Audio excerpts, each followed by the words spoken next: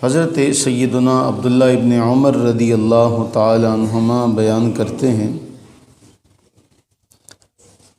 کانت تلبیۃ رسول اللہ صلی اللہ علیہ وسلم،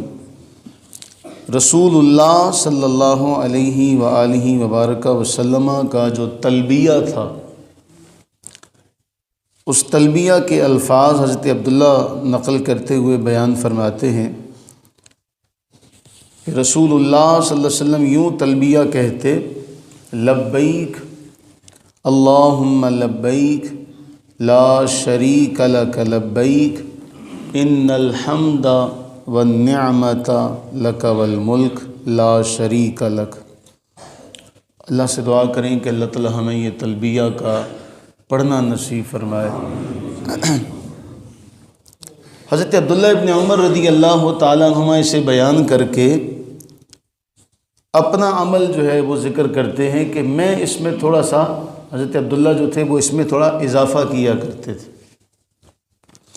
اور امام ترمذی رحمہ اللہ نے بھی نقل کیا،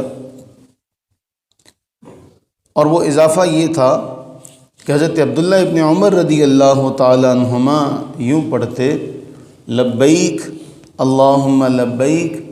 لبیک لا شریک لک لبیک ان الحمد والنعمت لک والملک لا شریک لک لبیک وسعدیک والخیر فی یدیک لبیک والرغباء الیک والعمل۔ اس میں یہ اضافہ کرتے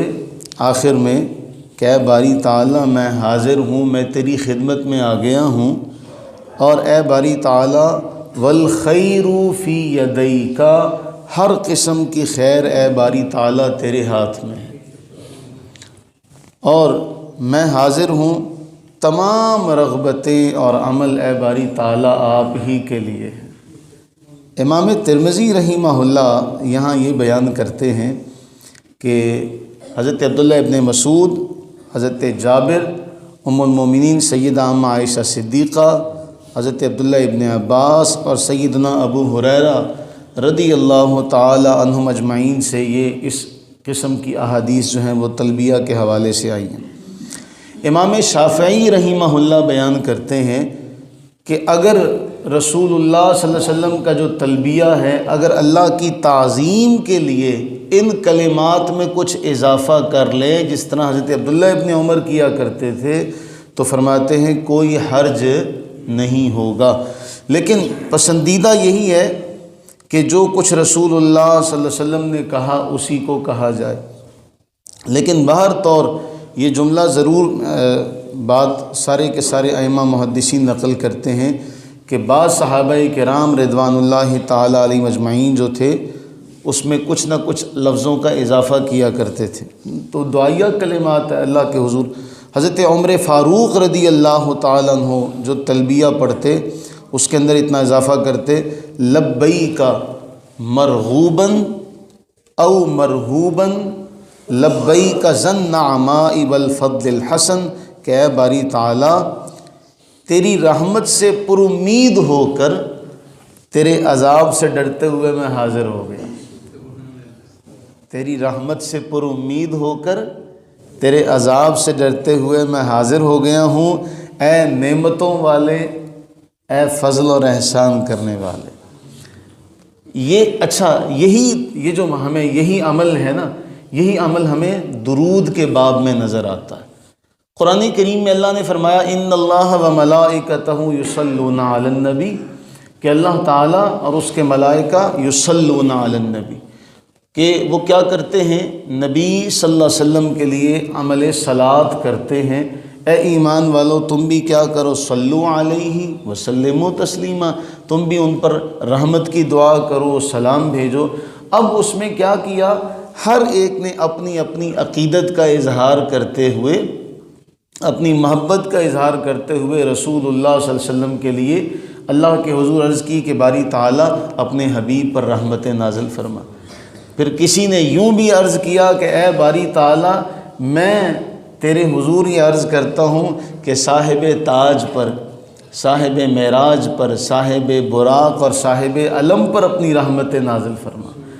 تو اب ہمیں اس تلبیہ سے یہ بات واضح ہوئی کہ اگر کوئی ان کلمات میں اضافہ کر بھی رہا ہے تو حضرت عبداللہ ابن عمر رضی اللہ تعالیٰ عنہما کا جو عمل ہے تلبیہ میں اضافے کا، اور اس میں سارے ائمہ محدثین لکھتے ہیں کہ رسول اللہ صلی اللہ علیہ وسلم کے سامنے یہ کیا تھا، اور اللہ کے نبی علیہ الصلوۃ والتسلیم نے ان اضافے کے جو کلمات ہیں ان کو سنا اور ان پر کوئی بھی ناپسندیدگی کا اظہار نہیں کیا کہ اللہ کے حضور دعا کر رہے ہیں، تو اس دعا میں اگر اپنی عاجزی اور انکساری کے لیے کوئی الفاظ کہہ دیتے ہیں تو اس میں کوئی حرج والی بات نہیں ہے۔ بعض دعائیں ایسی ہیں جن میں اضافے کو علماء نے جائز قرار نہیں دیا کہ جس طرح رسول اللہ علیہ السلام نے سکھائیں اس کو اسی طرح ان کو پڑھا جائے گا، لیکن بعض ایسی ہیں جن میں یہ اختیار دیا گیا، جس طرح درود کا باب ہے تو اس میں ہر ایک نے اپنے اپنے اعتبار سے کچھ الفاظ جو تھے ان کا اضافہ کیا۔ وہ جو لفظوں کا اضافہ کیا اسے کوئی حدیث نہیں کہتا، نہ اسے کوئی مانتا ہے حدیث۔ تو یہ جو ہمیں کہا جاتا ہے کہ جی صرف درود ابراہیمی پڑھا جائے، صرف درود ابراہیمی پڑھا جائے، تو میرے عزیزو ہمیں صرف درود ابراہیمی ہی اگر احادیث طیبہ کے اندر دیکھیں تو وہ بھی کتنے ہی کلمات ہیں اس کے، ہم نے تو ایک ہی یاد کیا ہوا ہے نا۔ تو ہمیں کہہ دیتے ہیں جی یہ جو الصلاۃ والسلام علیک یا رسول اللہ کہتے ہیں یہ ثابت نہیں ہے، تو وہاں روضہ اطہر پر یہ پڑھا جائے تو جائز ہے، یہاں یہ پڑھا جائے تو ناجائز ہے۔ تو یہ اللہ تعالی ہدایت نصیب فرمائے۔ تعصب کا یہ معاملہ ہوتا ہے کہ یہاں بھی آپ یہ دیکھیے گا جب ڈنمارک نے پہلی بار رسول اللہ صلی اللہ علیہ وسلم کی ان کو یہ معاملہ جب انہوں نے گستاخی والا کیا تھا تو عرب میں یہ اشتہارات لگے تھے، کلنا فداؤک یا رسول اللہ صلی اللہ علیہ وسلم، کہ ہم سارے کے سارے اے اللہ کے رسول آپ پر فدا ہیں۔ عرب میں یہ بڑے بڑے پوسٹر لگے تھے، اشتہار لگے تھے، اور اس کے بعد سے پھر یہ جو جملہ تھا لبیک یا رسول اللہ، لبیک لبیک یا رسول اللہ، یہ جو جملہ تھا پھر یہ شہرت پکڑتا گیا۔ اب اس پر اعتراض ہوتا نہیں جی یہ تو صرف تلبیہ کے لیے، بھی تلبیہ کے اندر جو لبیک اللہم لبیک پڑھا جا رہا ہے وہ اور معاملے کے لیے پڑھا جا رہا ہے، اور یہ جو لبیک یا رسول اللہ کا نعرہ ہے یہ اور بارے میں ہے، اس کا تو تعلق اس تلبیہ سے نہیں، نہ اس کو کوئی تلبیہ کہتا ہے۔ آج تک ہمارے کسی بھی عالم نے اس کو تلبیہ نہیں کہا، بھی یہ تو ایک محبت کا اظہار ہے اللہ کے رسول صلی اللہ علیہ وسلم سے کہ اس محبت کے اظہار کو اس نعرے میں سمویا گیا، کوشش کی گئی۔ تو ہمارے ہاں تعصب کا یہ انتہا ہے کہ جی کہتے ہیں دیکھو جی انہوں نے تلبیہ میں اضافہ کر دیا، انہوں نے تلبیہ میں اضافہ کر دیا، تو اور اس کے اوپر بڑے بڑے ان کے معاملات ہیں انتہا کو پہنچے ہوئے۔ اللہ سے دعا کریں کہ باری تعالی ہمیں اختلاف میں بھی تعصب سے محفوظ فرمائے۔ اختلاف میں بھی ایک حد ہوتی ہے، ہم اس حد کو جانتے ہوئے بھی کیا کرتے ہیں، اگلے کے معاملے کو غلط پیش کرتے ہیں۔ اللہ تعالی ہم تمام پر اپنی رحمتیں برکتیں نازل فرمائے، آمین ثم آمین۔